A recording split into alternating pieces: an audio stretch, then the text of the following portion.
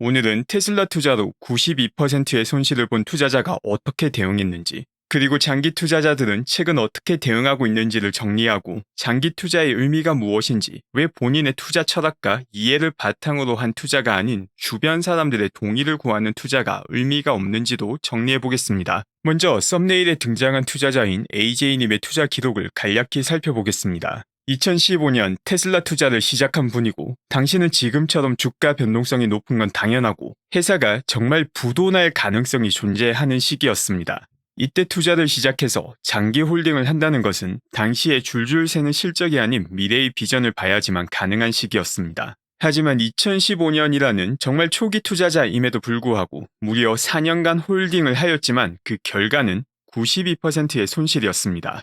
당시 테슬라는 계속해서 적자를 보며 약속했던 생산량 확장이 이루어지지 않던 시기이기에 실질적인 부도가 일어날 수도 있었던 시기이며 정말 위험한 투자라는 타당한 비판을 받던 시기이기도 합니다. 이때 AJ님이 어떤 마음과 철학으로 테슬라에 투자를 했는지는 본인만 알 수 있는 것이지만, 확실한 건 확고한 본인의 투자 철학이 없다면 4년간의 92% 손실을 견디며 계속해서 투자할 수 없었을 것이라는 점입니다. 그 결과 13,000불까지 쪼그라들었던 계좌는 160만 불을 넘기게 되었습니다.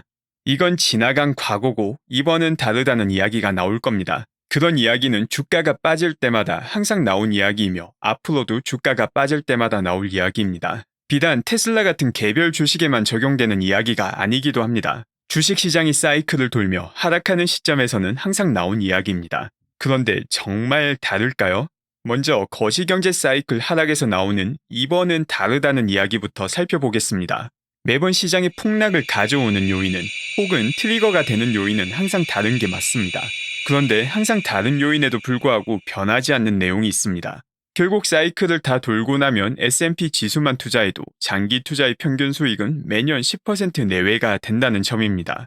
그런데 절대 다수의 개인 투자자들은 이 사이클을 처음부터 끝까지 타는 것이 아니라 하락 구간만 피해서 투자를 하면 훨씬 더 높은 투자 수익률을 얻을 수 있다고 믿습니다. 그리고 이게 그 결과입니다. 2001년에서 2020년 자료보다는 조금 오른 수준이지만 역시 S&P 500 연평균 수익률 대비 거의 3분의 1 수준입니다. 참 재미나게도 항상 지수 반도 못 따라가는 게 개인들의 평균 장기 투자 수익률입니다. 마켓 타이밍을 잘 잡아 계속해서 수익을 낼 수 있다 믿으며 시장이 내려가면 불안감에 휩싸이고, 그 불안감에 공감을 하는 다른 개인 투자자들에게 동조하며 시장을 떠나는 게 매 사이클마다 반복되는 게 개인 투자자들의 패턴입니다. 그리고 그 결과가 지수의 3분의 1을 조금 넘는 평균 수익률입니다. 이런 자료들이 보여주는 내용은 명확합니다. 마켓 타이밍을 잡겠다고 사파를 해봤자 의미가 없다는 것을 보여주고, 개인들은 상승장에 우르르 몰려와서 하락장에 대한 공포로 혹은 레버리지에 의한 청산으로 우르르 빠져나가기에 지수 대비 3분의 1 수준의 수익률을 낸다는 것을 보여주며, 하락장을 긴 관점으로 보며 항상 찾아오는 단계이자 인내해야 되는 단계로 보는 것이 아니라 피해야 되는 대상으로 보고 공포의 대상으로 볼 때 일어나는 결과가 무엇인지를 보여주는 것입니다. 또한 개인 투자자들이 왜 다른 개인 투자자들 분위기에 휩쓸릴 필요가 없는지를 보여주기도 합니다. 정말 지수 ETF만 적립식으로 10년을 사고 이 10년 기간 중간에 시장이 크게 하락하더라도 10년 뒤 손실이 날 가능성은 사실상 거의 0%에 수렴합니다. 그런데 개인들의 장기 평균 수익률은 정말 귀신같이 항상 시장 수익률을 하회하며, 일각에서는 주식시장을 투기장, 주식 투자는 꼭 피해야 되는 대상으로 여겨지기도 합니다. 한 번은 우연이지만 항상 같은 패턴을 보여주는 결과는 우연이 아닌 원인에 의한 필연인 것입니다.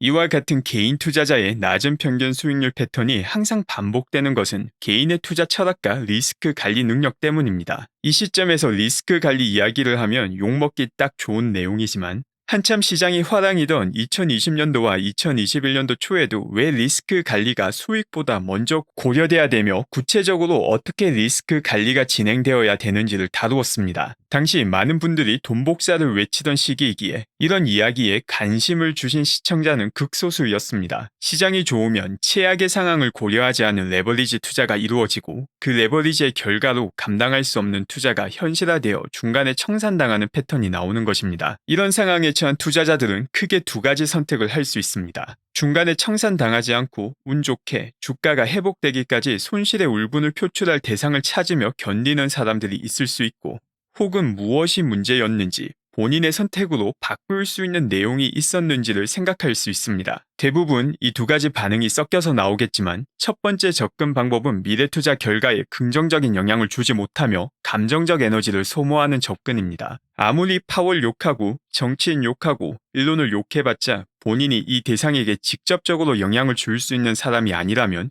이들의 미래 결정이 바뀌지는 않습니다. 오히려 이런 감정적인 접근은 운 좋게 청산을 피하고 주가가 회복이 되었을 때 그 당시의 부정적인 기억을 더 깊게 내리에 새겨 장기 투자가 아닌 손실 만회에 초점을 두는 투자로 이어지게 됩니다. 반면 본인의 선택으로 바꿀 수 있는 내용이 무엇인지를 생각하게 된다면 지수 대비 반에서 3분의 1의 평균 수익률을 기록하는 개인 투자자 그룹에서 빠져나오게 되는 계기가 되는 것입니다. 그리고 이 생각이 투자 철학과 리스크 관리로 연결됩니다. 리스크 관리는 투자 기간에 따른 변동성을 바탕으로 최악의 1%를 대비하는 기술적인 내용을 과거에 다루었기에 이번 영상에서는 테슬라 현 상황에 대한 제 투자 철학과 의견을 나누겠습니다. 먼저 장기 투자의 유용성과 관련된 내용부터 정리하겠습니다. 개별 케이스를 바탕으로 단기 투자가 장기 투자보다 더 유용하다고 생각하시는 분들이 있습니다. 개별 케이스로 보면 낮은 확률로 트레이딩을 통해 높은 수익률을 얻는 경우는 항상 존재합니다. 심지어 확률을 극도로 낮춘 케이스를 본다면 2조 6천억 원 상당의 복권에 당첨되는 사람도 존재합니다. 문제는 개별 케이스가 아닌 전체 모집단을 본다면 단기 트레이딩으로 평균적으로 엄청난 언더 퍼포먼스를 보여준다는 것이 객관적인 데이터로 확인된다는 것입니다. 이런 데이터에도 불구하고 본인은 단기 트레이딩이 좋다고 생각하시는 분은 본인의 기준과 철학에 맞춰서 트레이딩을 하시면 됩니다. 다만 이 채널은 굳이 더 낮은 확률을 뚫고 성공해야 되는 단기 트레이딩에 관심이 없는 채널이니 장기 투자와 관련된 내용에 더 초점을 맞추겠습니다. 첫 번째로 투자 기간에 대한 내용을 살펴보겠습니다. 다음 자료는 1950년부터 2005년도까지 55년간 투자 기간에 따른 연간 평균 수익률 범위를 정리한 데이터입니다. 첫 1년은 26% 손실에서 52% 수익으로 넓은 범위를 보여주지만 기간이 길어질수록 이 범위는 좁아지며 10년 이상부터는 손실을 입는 구간은 사라지게 됩니다. 이처럼 수백 년의 데이터를 통해 장기 투자가 높은 수익률을 준다는 것은 확인된 내용이지만 이를 머리로 혹은 생각으로 아는 것과 실제로 행동으로 실천하는 것 사이에는 아주 큰 갭이 존재합니다. 마치 피곤하더라도 새벽 조깅을 하면 육체와 정신 모두 도움이 된다는 사실을 알지만 실천하는 사람은 소수인 것과 비슷한 것입니다. 장기 투자 중 필연적으로 다가오는 하락 사이클에 이번은 다를 것이다, 이번 위기는 피해야 된다 라는 공포감을 이겨내고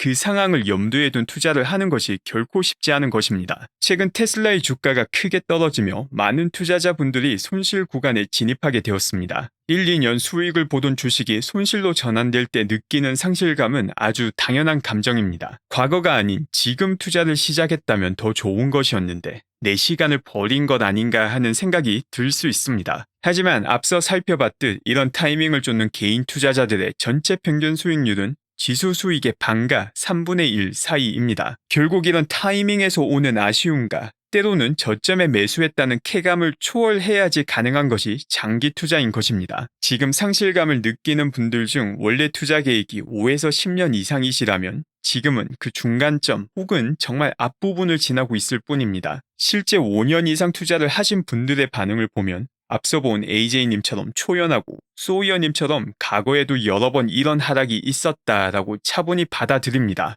물론 오늘 테슬라의 목표가를 낮춘 댄 아이브씨 같은 애널리스트도 있지만 이분은 과거에도 테슬라 주가가 내려가면 같은 패턴의 행동을 보였던 분이며 실제 애널리스트로서 기록도 PLC와 비교해서 크게 인상적이지 못하기도 합니다. 당연히 테슬라 장트로 유명한 그리고 포브스 부자 명단에 이름을 올린 론 베런 씨와의 차이도 아주 크게 납니다. 마찬가지로 개인 투자자 중 가장 큰 테슬라 주식을 보유한 고관님께서도 지속적으로 테슬라 추가 매수 소식을 공유하며 총 23억 주가 넘는 주식을 보유했음을 밝혔습니다. 당연히 이런 분들도 투자 수익이 줄어드니 기분이 좋을 수는 없습니다. 그렇지만 지금의 하락이 장기 투자에서 필연적으로 일어나는 과정이며 이 과정에서 타이밍을 맞추기 위한 시도가 의미 없다는 것을 이해하기에 유연히 대처하는 것입니다. 그렇다고 아무 주식이나 붙들고 장기 투자를 할 수는 없습니다. 지수 투자를 하는 것이 아니라면 내 투자 대상에 대한 장기 투자의 근거를 명확히 정립해야지만 장기 투자가 가능합니다. 다른 누군가가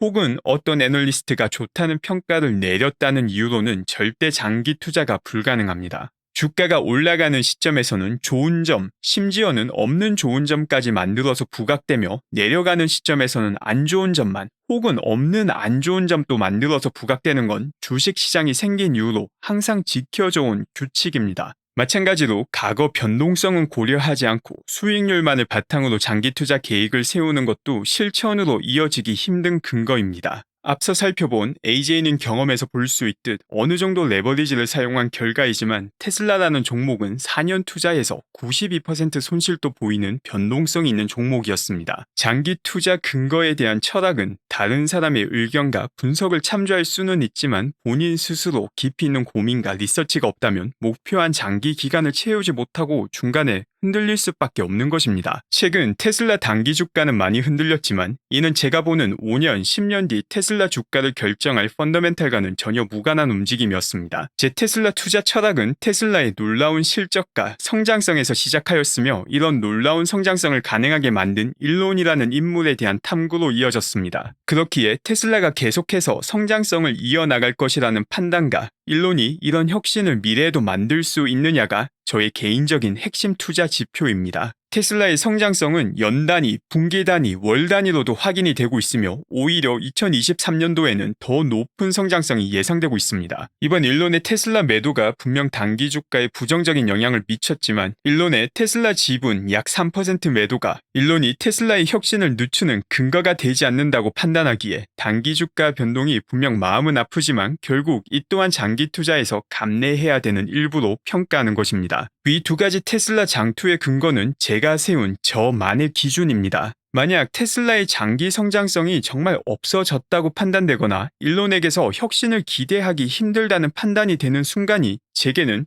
테슬라 장기 투자를 멈추는 시점이 될 것입니다. 최소 장기 투자를 하고자 하는 투자자라면 무엇을 기준으로 장기 투자를 할지에 대한 근거가 필요하고 그 근거에 맞춰 일관된 투자를 하는 것이 핵심입니다. 요즘처럼 어려운 시장, 하지만 장투를 하기 위해서는 결국 겪어야 되는 시장에서 본인의 투자 철학에 대해 찬찬히 생각해 볼 수 있는 시간이 되시길 기원합니다.